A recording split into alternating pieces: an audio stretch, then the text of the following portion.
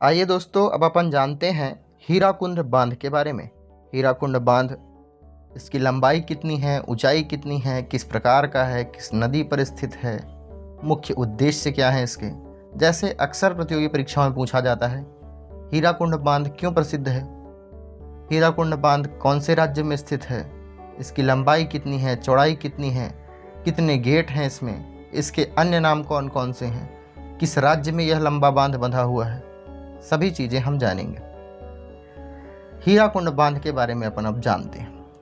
पहला पॉइंट आप याद रखिए, भारत का सबसे लंबा बांध हीराकुंड बांध है। सबसे ऊंचा बांध कौन सा है? टिहरी बांध। यह ओडिशा राज्य के संबलपुर जिले में स्थित है। किस नदी पर? महानदी पर। इसकी लंबाई 25.8 किलोमीटर है। यह दुनिया का सबसे लंबा मिट्टी का बंधा बांध है और भारत का सबसे लंबा तो है ही। हीराकुंड बांध में टोटल 64 गेट उपस्थित हैं। मुख्य बातें जान लेते हैं। इसकी लंबाई कितनी है? 25.8 किलोमीटर। इसकी ऊंचाई कितनी है? 61 मीटर। किस प्रकार का है? मिट्टी का बांध, मैंने आपको बताया दुनिया का सबसे लंबा मिट्टी का बंधा हुआ बांध है। किस नदी पर स्थित है? महानदी पर। किस स्थान पर? ओडिशा पर।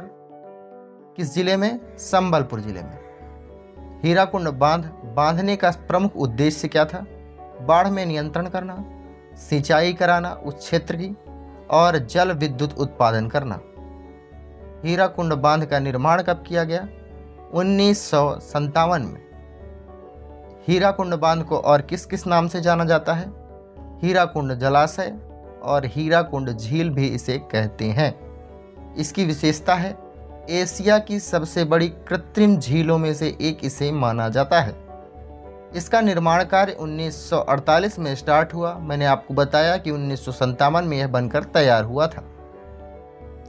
इस बांध का मुख्य उद्देश्य बाढ़ में नियंत्रण, सिंचाई और जल विद्युत उत्पादन करना है। कुछ तस्वीरें हैं, आप देख सकते हैं।